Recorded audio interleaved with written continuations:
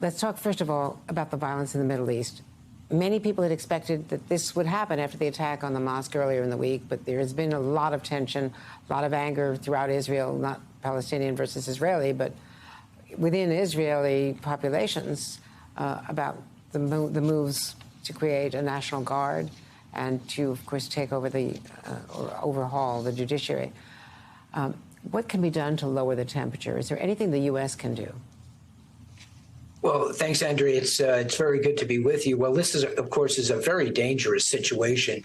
There are multiple flashpoints. The Al-Aqsa Mosque itself has been the site, as you noted, of the removal of Muslim worshippers who had been locked inside the mosque on Wednesday, sparking further violence. And then the rockets coming from Lebanon, a bloody war that was initiated in 2006.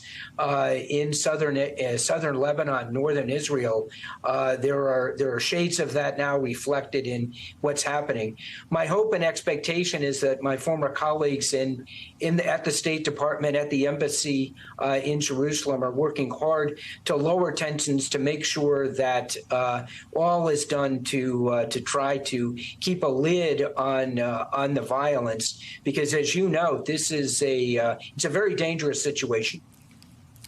And I want to ask you about Afghanistan. There's so much to talk to you about, Ambassador. The White House releasing the report about the U.S. withdrawal from Afghanistan, largely blaming the Trump administration for the chaotic withdrawal. You served both administrations. You stayed on, which was something that was hard on you personally, I know.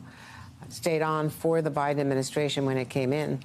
So this report, and this report itself, is classified and has now gone to the Hill, but can only be read by them, and they're on recess, most of them, so a lot of them have not been able to read it yet. But a very, very lengthy summary was issued yesterday at the White House, and it largely blames the Trump administration for negotiating in Doha the previous year without participation from the Afghan government, negotiating a May 2021 withdrawal date, and the Taliban agreeing to stop the violence unless that was not observed. So that is one thing that is leading the administration to say, we inherited this problem. Donald Trump agreed to the withdrawal date. Donald Trump, downgraded the special program for helping our Afghan colleagues and the SIVs get out and their families. The embassy had been drawn down, in staffing. Is that fair? They also blame the intelligence community for not properly seeing that the Afghan army was not up to the task of stopping the Taliban from this rapid takeover of the country. Yeah, I haven't had an opportunity, obviously, to read the classified version of the report. I know the person who oversaw it is a good friend of mine, a career ambassador, Dan Smith. My concern is that finger pointing at the Trump administration without an acknowledgement by this administration of its role and its failure, 8 months after Trump had left office, the embrace by this administration of the withdrawal that had been proposed by the president. Sure, there's blame to go around, but the White House needs to take responsibility for what happened in August on its watch, over which it had control.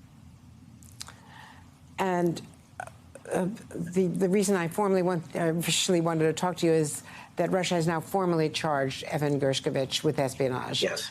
What does that mean? You're a lawyer. You were the ambassador. You dealt in the early months with the Griner problem. Paul Whelan, of course, you know all of that, and how this, once charged with espionage, as Whelan was and has now been in jail for 4 years. Evan Gershkovich is not a spy. He's a well-known correspondent from a Russian emigre family, speaks Russian, intrepid, brilliant correspondent. Once charged, now they say he's going to have a hearing date on April 18th to hear his appeal. He has not been visited yet by the embassy diplomats, even though under the Geneva Conventions he's supposed to have access to them. He has seen his lawyers hired by the Wall Street Journal. What do you project? Is it urgent to try to get him out soon before this gets swept into the judicial endless process? Well, the problem that we'll confront, Andrea, is that the Russians won't talk to us. This has been their practice until that judicial process has run its course. When I tried to engage with the Russians before Paul Whelan was convicted, they wouldn't speak to me. They'd tell me that their judicial process has to run its course. It took almost a year and a half for Paul to ultimately be tried and convicted. And the charge with which Evan Gershkovich has had levied against him, espionage, is the same charge that was of which Paul was tried and convicted. That means that this case is in the control of the FSB, the Russian security services. This is their case. My expectation is it will be difficult for the U.S. Embassy to get access to Evan until, at a minimum, the FSB has completed its interrogation of him. Once that is done, of course, it's the Russian government's obligation under the Geneva Convention to provide us that immediate access, but they don't take those obligations seriously. They didn't in Paul's case. I'm confident they won't in this case.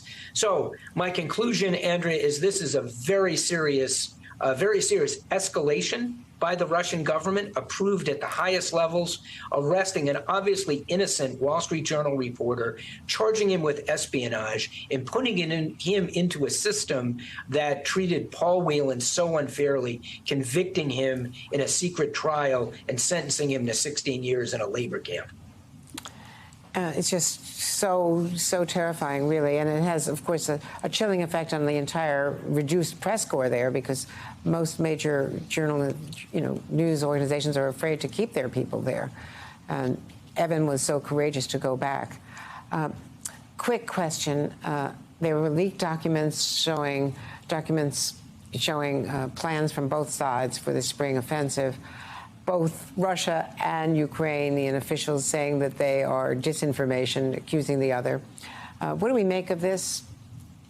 Do we think these are legitimate documents of the next offensive? I would be very, very cautious about relying or quoting on any documents that came from Russian sources purportedly leaked from the United States.